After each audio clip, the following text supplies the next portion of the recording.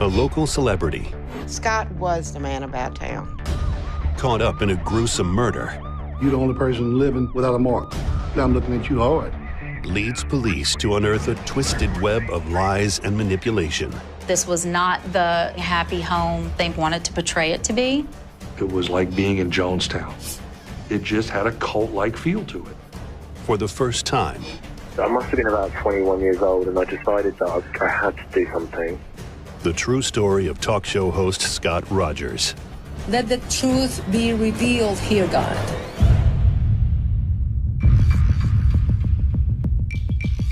He didn't have a mean bone in his body. He appeared as over the top, but harmless. He was a master manipulator.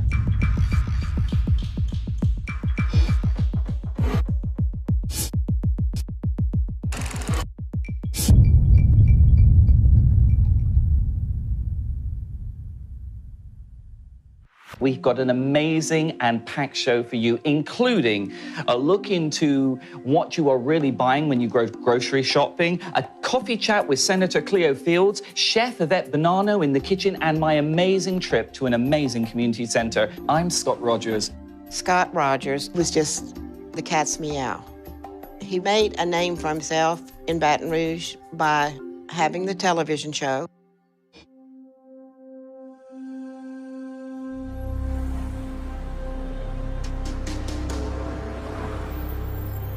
I do believe that my husband Bob and I were responsible for Scott coming to Baton Rouge. We met Scott Rogers at a comedy show. Scott was in town visiting. He traveled a lot. Scott told me that he was from England. His accent was British, and I do love British accents. I said, well, look, I have a guest room. You're welcome to stay with us. That's the way it is down here in Louisiana. That's the way we are. I mean, I don't meet a stranger.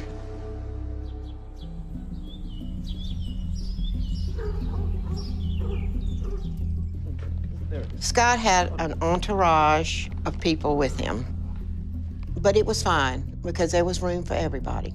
There she is. There was his daughter, Kimmy. She was 16 and very personable.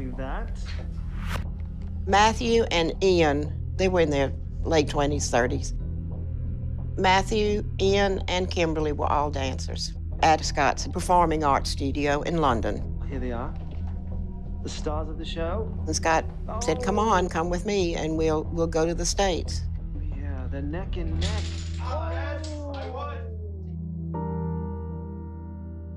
They were with us for about 4 months. My husband, Bob, started getting really, really ill, and I am so glad that they were there at that time because I couldn't have done it without Matthew. If I needed help, he would help me. He was so sweet. Aww. Matthew, to me, was like a big teddy bear.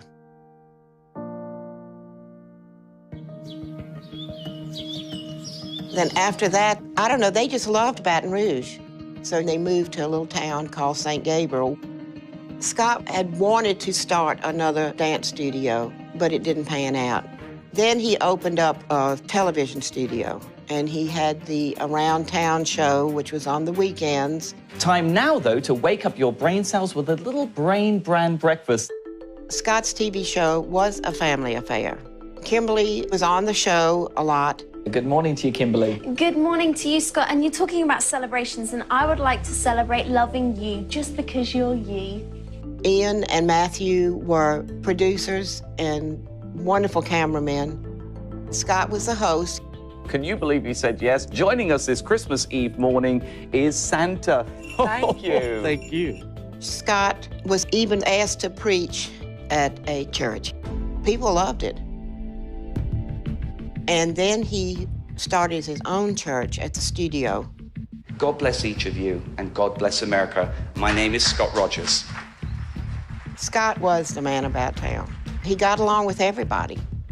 He knew exactly what to say, when to say it, and how to say it. He did everything right.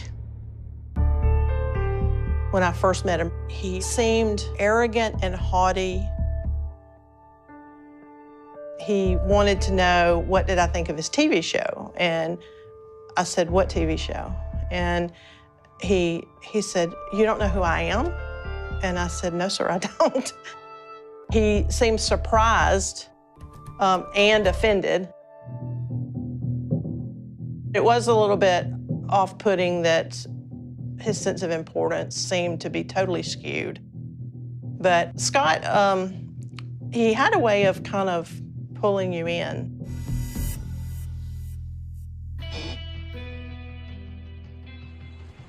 Well, I hadn't known Scott very long, and then he invited me to Thanksgiving at his house, which I appreciated, but I thought it was a little odd. And that was the first time that I realized that so many people lived actually in that home under one roof. Scott lived there, obviously, and then his daughter, Kimmy, was there.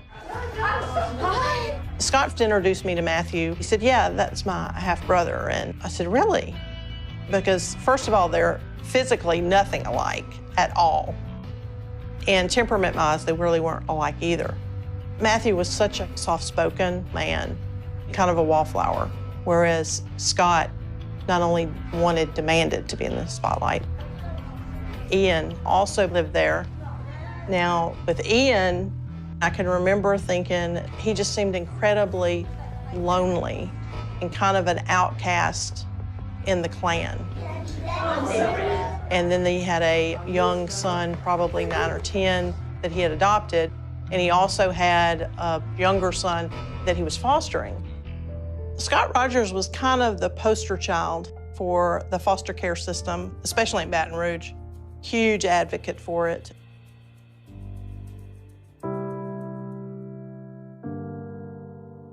Scott was so able to make you feel so important to him. I am a breast cancer patient, and I had to have a double mastectomy. Scott was there before I went into surgery at 6 in the morning, and he was there when I got in my room at 10 o'clock that night. He'd been at the hospital the entire 16 hours. His kindness was almost like water dripping on a rock. Eventually, it alters the rock. And so it just drew me in. And I think drew everybody else in, too.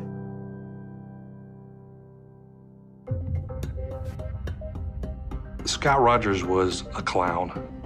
He was a cartoon character, phony as a $3 bill, and I seemed to be in the minority of people who really just didn't care for him and didn't want to have anything to do with him.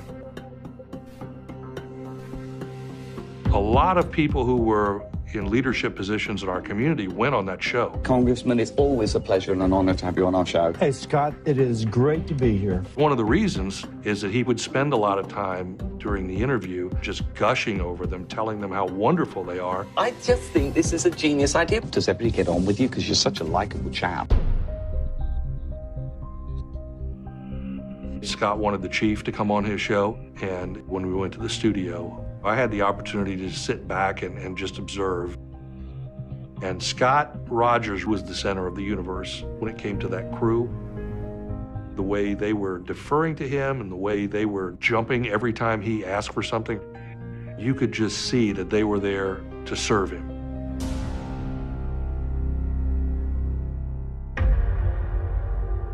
I was very uncomfortable.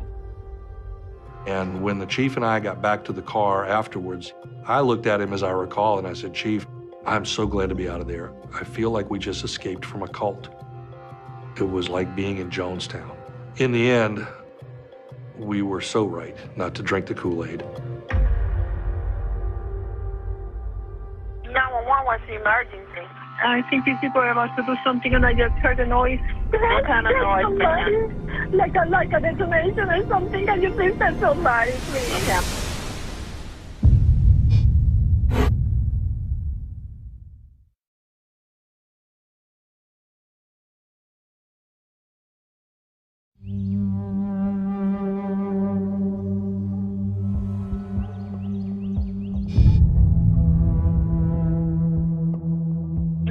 What's the emergency? I just heard two noises. Is somebody over, please? Just a little bit before 1 p.m., we were dispatched to Scott Rogers' house in St. Gabriel. I'd heard the name and knew that he had a TV show. When we got to the house, a lady come out of there who was identified later as Maria Edwards. She was a co-pastor at Scott's church. Maria had said on the 911 call that she had heard the explosion. So we really didn't know what we were going into. We cleared the downstairs and then we went up to the upstairs part of the house. Somebody here? As we got up the stairs, we noticed to the left the bedroom door was closed. The patrol deputy announced, sheriff's office, is everybody all right? And we got no response. So we then proceeded to enter the room. The first thing we saw was Scott Rogers laying in the bed. He was obviously deceased from a gunshot wound to the head. We then made our way farther in the room. Another dead guy was laying on the floor. Laying next to him was a black handgun. I then went up and put my foot on the gun to drag it out of the way. And that's when he started trying to set up and rolling around. We were not expecting that. He was airmated to the hospital and later identified as Matthew Hodgkinson. Captain Snelson called me and said, look, we're at Scott Rogers' house and I got a bloody mess here, is what I have. Scott being a celebrity, it piqued everybody's interest as to what's going on. So we rolling, Everybody's coming in hot. First thing I do when I walk on the scene, I'm looking for cameras, because I love video. When I first walk through the door and I see one up there, I'm like, oh yeah, I like this. This is gonna help. But I noticed it was turned a little bit. It's facing the ceiling. I go into the next room and I look, there's another camera. I'm going, why is that camera pointing in that direction? This is not helping me. Why in the hell? Captain Snelson takes me upstairs to where the body's at, and I knew it was bad when I walked in the door. Most of the evidence was obviously in the bedroom. That was where most of the story was told. With all the ballistic evidence, the blood spatter, the body in and of itself was a big piece of evidence. I located a bullet that appeared to have entered the left side, exited the right side. So I was able to photograph that bullet and pick it up for evidence.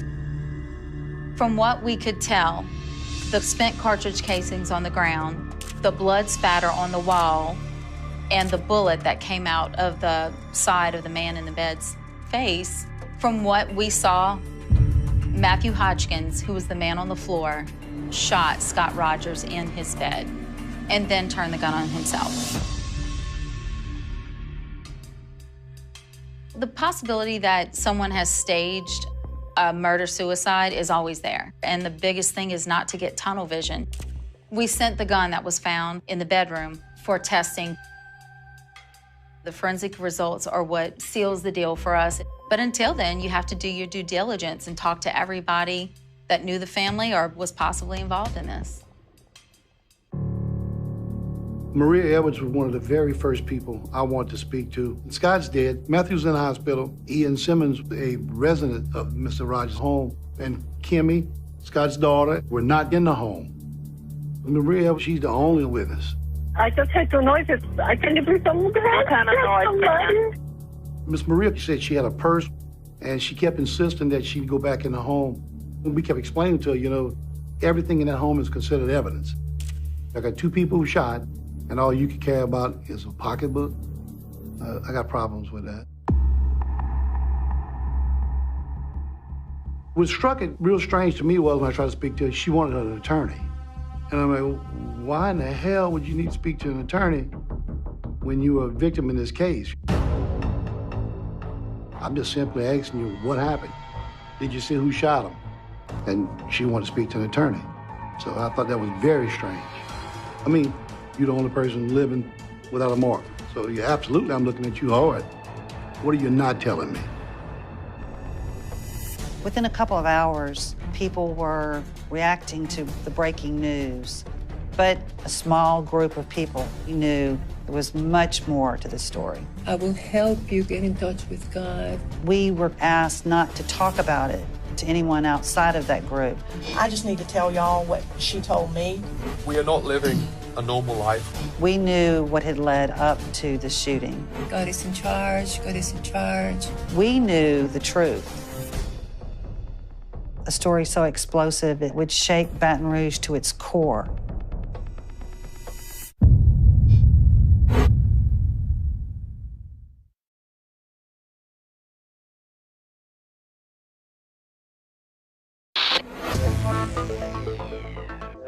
We're live now from St. Gabriel, where TV personality Scott Rogers is dead in what authorities believe was a murder-suicide. The presumed shooter, Matthew Hodgkinson, has been transported to Our Lady of Lake Hospital. His condition is currently unknown. We'll keep you updated as this story unfolds.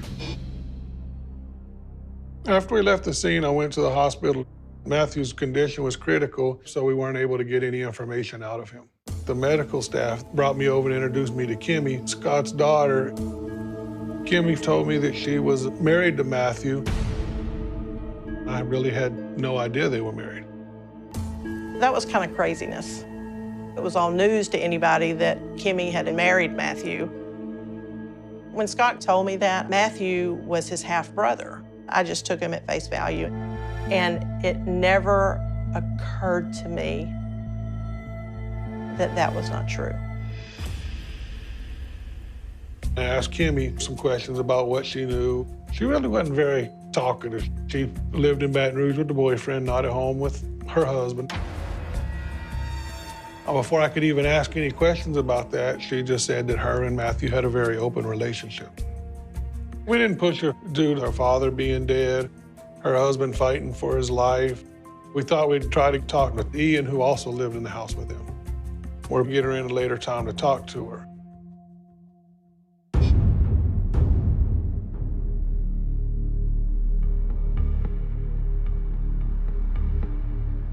Maria Edwards came to my office. She was a co-pastor at Scott's church, and she had become friends and close with them. Maria was present when it happened, so there was a possibility that she could have been involved or had some information. What's your name? Maria Edwards. I got you, Miss Edwards. Don't hang on. She came to the police station. She come to retrieve her purse.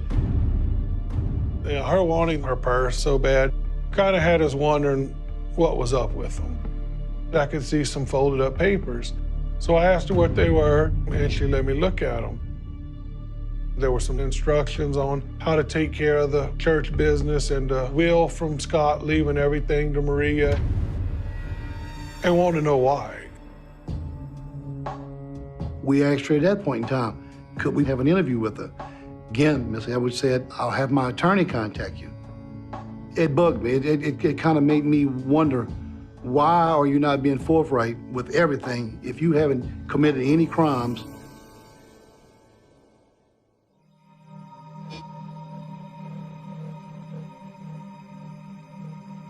No two cases are the same, but this is probably one of the most weirdest cases I've come across.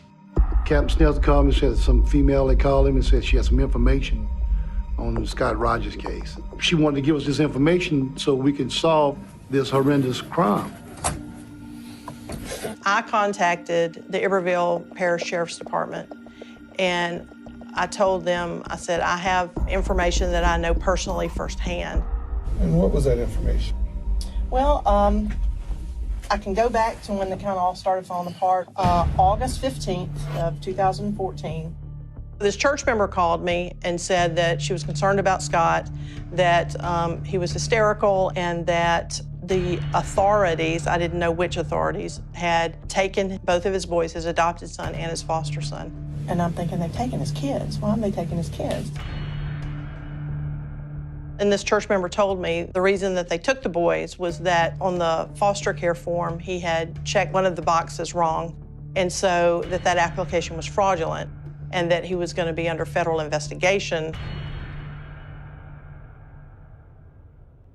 And then after that call, Maria Edwards called me. She said that Scott was very upset and that she was very concerned about him. Maria said, would you go talk to him? So I went down to his home, and Ian was there, Matthew was there, Kimmy was there, and Scott was crying and carrying on.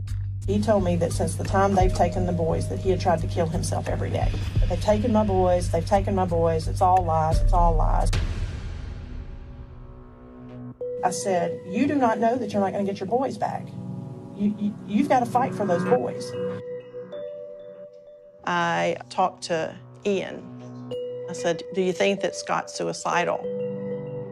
And Ian said, he loves himself way too much to kill himself. Then on Tuesday, just about 2 weeks later, there was another telephone call board meeting.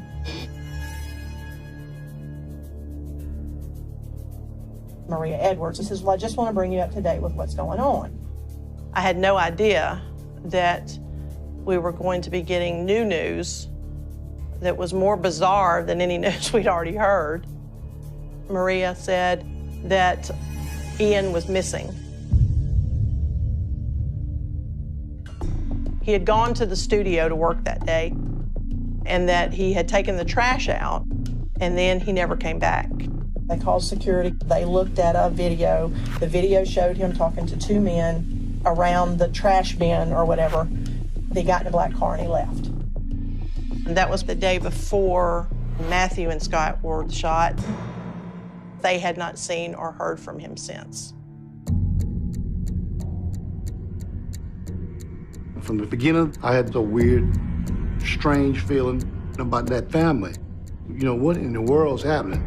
And then doing the interview with Darla, you know, she was concerned and worried, quite naturally. These two guys got shot. Ian's missing. Is Ian actually a victim of this crime as well? Or did Ian actually commit this horrendous crime?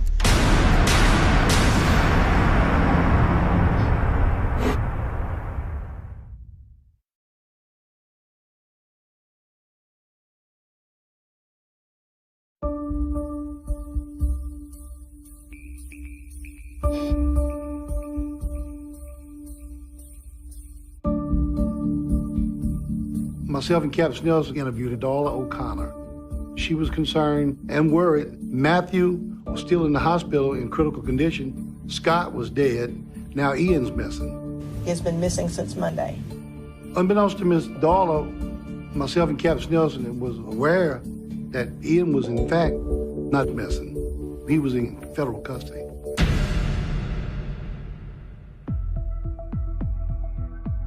Federal agents briefed us and said, look, just to let you know, we also investigate Mr. Rogers. The federal agents actually had been investigating him for about a year, and Ian had been in their custody on the day of the shooting. Federal investigations are very, very secretive. But they let me know that they had Ian in their custody, in protective custody. But the federal agent, you know, she let me know, hey, look, I'm gonna bring Ian in. You know, y'all need to talk to him. He knew Scott Rogers and Matthew better than anybody did. Well, I knew by talking to him, he would better shed some kind of light on what happened in that bedroom. But until that interview with Ian, we're gonna have to rely strictly on the DNA evidence or whatever evidence we recovered at home. Because it was a homicide and he was a local celebrity, the results came back fairly quickly for this one. The gun in the bedroom was used in the shooting. We had Matthew Hodgkinson and Scott Rogers' DNA profile both on the gun. And both of the spent cartridge casings that were found on the floor, the DNA that came back to them were from Matthew Hodgkinson. All the evidence matched our original theory that Matthew Hodgkinson shot Scott Rogers while he was in the bed and then shot himself. Once we knew conclusively that that was the case, why did it happen? Why Matthew did what he did? I really needed to talk to Miss Maria about what had happened in that home. Eventually, she did come in with an attorney.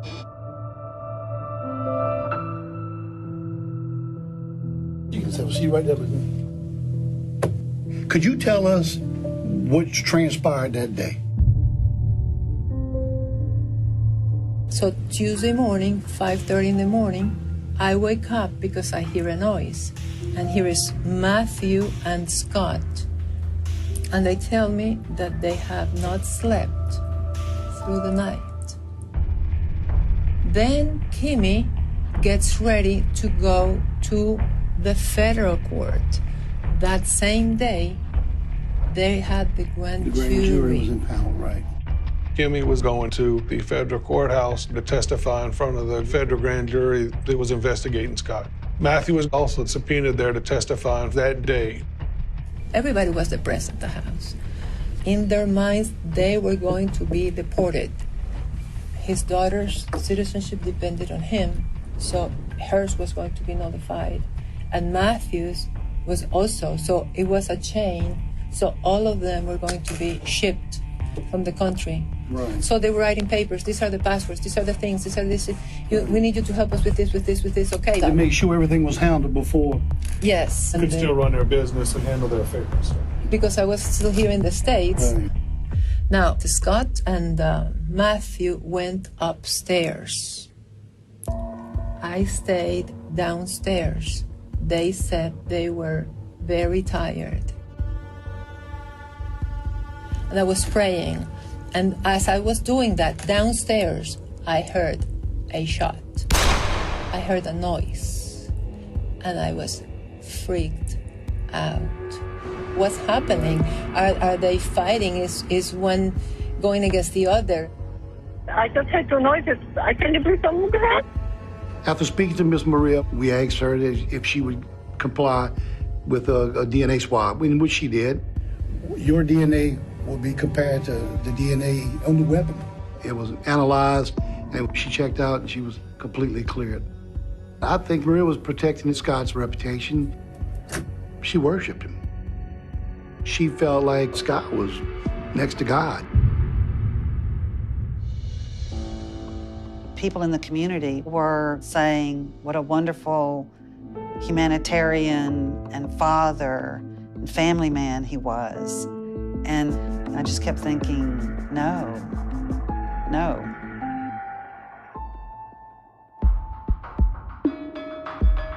I was aware of Scott, but I'd never met him until we ended up working on a public project together.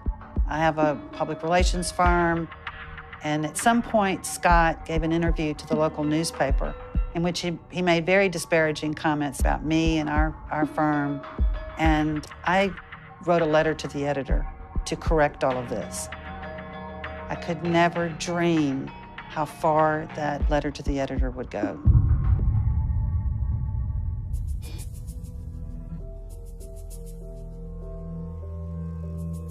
I stumbled across an article by a lady called Rannah Gray, and she had her email address on the article, and I sent an email and I told her, Rannah, I recently read your article on Scott Rogers. I knew Scott Rogers in the 90s.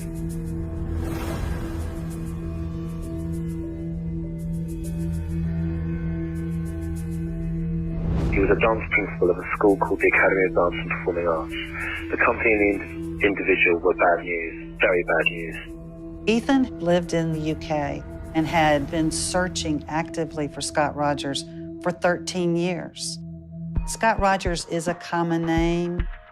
It makes it very difficult to find someone when you're looking worldwide. He started searching for Scott Rogers lied, Scott Rogers deceived. The word misleading and Scott Rogers, he got a hit.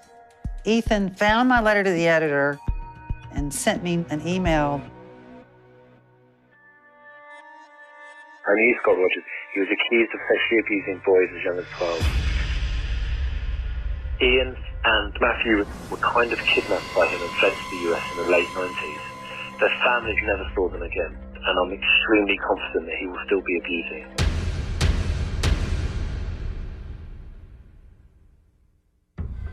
Rannah came back to me and I told her, I know this person, this is what he's done. And my experience of what happened to me, I was sexually abused and mentally abused by Scott Rogers 4 years.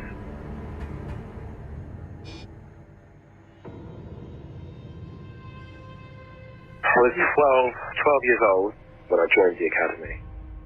We didn't have that much money growing up. And very quickly, Scott offered me a scholarship. He would prey on children that he felt that maybe had a poor background, and then he would start a course in mind manipulation. He would try and turn me against my parents. He'd try to see that, you know, your family weren't looking after you properly. I'm your father, I love you. You belong with this family, which is the academy. He was developing very much like a cult type of environment. And as you had to prove yourself to him, show him that you were loyal to him, that was obviously his main sort of pull-in to make you do the things that he wanted you to do. After connecting with Ethan, he sent in copies of newspaper articles showing that Scott Rogers had been arrested in Bury St. Edmunds in 1993. He was arrested for abusing a child, again, 13, maybe 12, 13 years old. Eventually he went to court, and Scott had a huge number of character witnesses.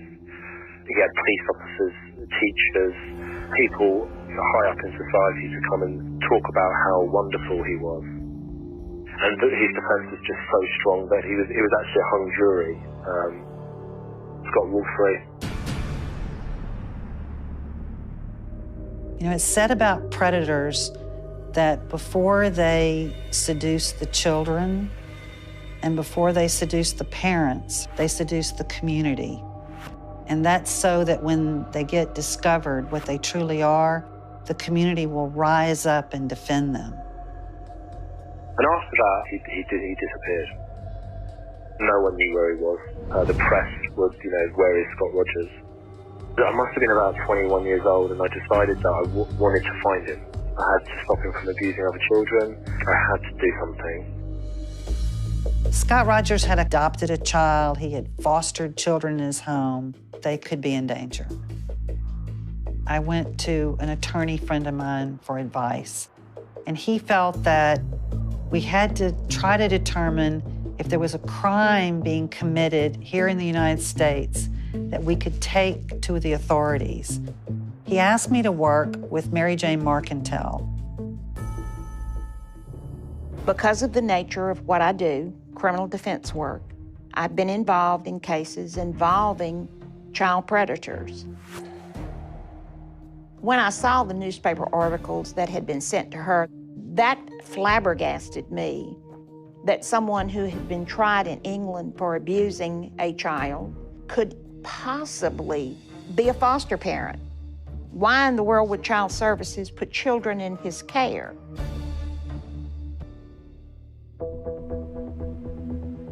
I reached out to a federal law enforcement officer. I felt he had lied on his Child Services application and on the immigration forms. They have questions in there about prior arrests, trials, etc. That's a federal crime when you sign a federal document, and it's not true. Rannah and I brought to the federal agent the articles that had come from the prior trial and anything that we had put together to show where we thought federal crime could exist. After handing the information off, it was now in the government's hand to do whatever they were going to do. I was very anxious. Scott Rogers was very close to law enforcement in this community. He had even convinced them to allow him to be a reserve deputy, so he would have a badge. He had gotten close to people in important places. So I was a little afraid to take it to the wrong person. Someone picks up the phone and calls him, and he disappears with everyone living in that house. I was floored. When I sit down with Ian, I could have never imagined what he was fixing to tell me. And he would look at me like a madman. Man, I was scared as hell. It all came together. And it was the most compelling story I think I've ever heard.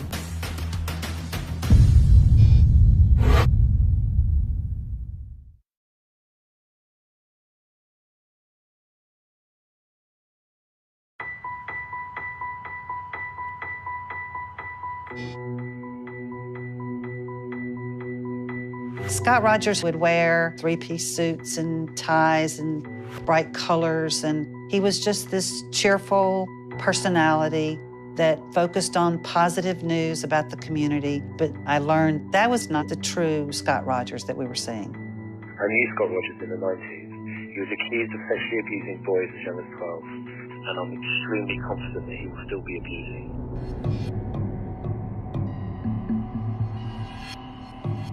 On Friday, August 15th, 2014, federal agents finally had enough information against Scott Rogers to take action. Federal and state law enforcement agencies worked together to pick up one little boy from school, the other little boy from a daycare center, and get him to safety.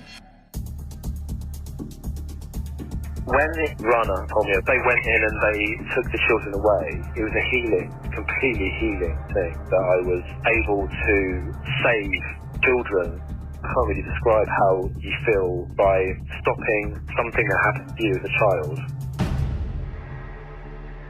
Scott was informed that he was under federal investigation. At the same time, the lead federal agent went to the television studio to approach both Matthew and Ian about the investigation.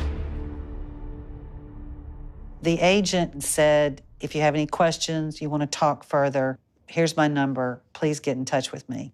Knowing how loyal they had been to Scott Rogers, I didn't expect her to ever hear from them. I called her and I just said, I need to meet you. And so she met me at the studio. And by all intents and purposes, I'd vanished off the face of the earth.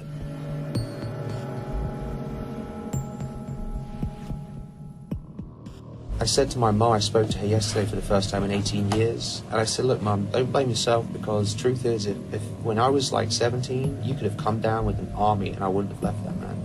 Well, I'd like to find out from you, you can give me a little background into this whole scenario. I'll be frank, I met him when I was 12. By the time I was 13, he was engaging in sexual abuse with at least 3 other kids that I know of. Matthew was in the same situation. We never talked about it, though. It wasn't discussed? No, and Kimberly has never been privy to any of the abuse and stuff, which is kind of important today. I was pretty close with my parents when I was young, but by the time I was 14, that relationship had been pretty much severed, and by the time I was 16, I was out of the house, living with Scott. By the time we get to Baton Rouge, we are not living a normal life. We work a lot. Anything outside of that, Scott considers it a demonstration that we don't want to be part of the family, and it gets him very upset. So that's the backstory on our group. Right. So Friday 2 weeks ago, having been on the phone, he says they've taken the kids, and he was moaning about it being the end for him. He became convinced that the federal government had his house bugged. So he has at least 4 cameras, like surveillance cameras in his house. I noticed them. Okay, good. Well, on Sunday, he pushed the ones that he could get to up till they faced the ceiling. He was paranoid. He thought they were bugged. And he got gradually more, I want to say suicidal. It went from conversations about him, taking his own life to, including me in that process. And he would look at me like madman. And he would look at me and he said, you know what I really want? Is for you and me to go upstairs and lay down on the bed next to each other and shoot ourselves in the heart. And I got to tell you, man, I was scared as hell. I was genuinely concerned for my safety at that point.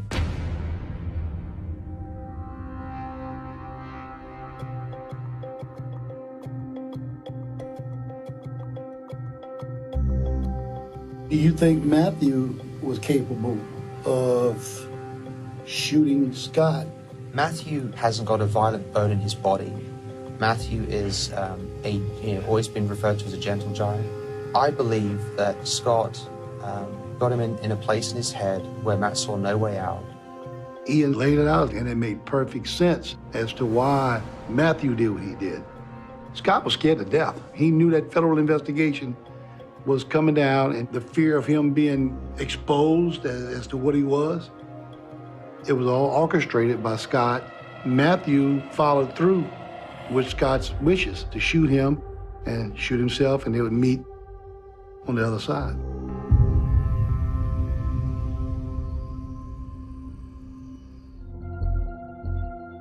Years of conditioning, years of being blackmailed, threatened.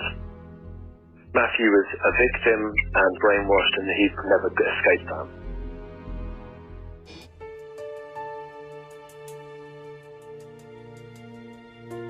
Kimberly was Matthew's wife at the time. She had made a decision, along with the doctors, that it would be in the best interest to take Matthew off of life support. I love Matthew. He was so sweet. He was really a sweet, sweet person. And he wanted to go home. He wanted to go see his family. And that's what made it so sad, is that he never got a chance to do that.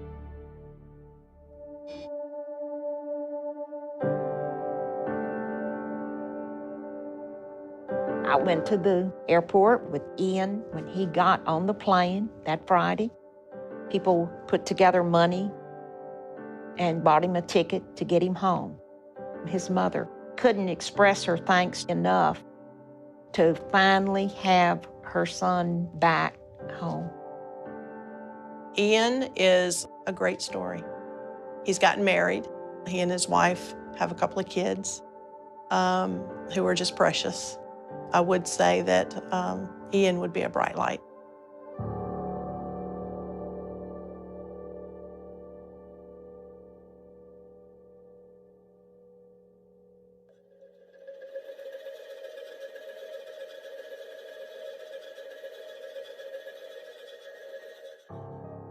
I think anyone involved with Scott Rogers is a victim. You know, I see Kimberly as a victim as much as I see anyone else that was associated with him.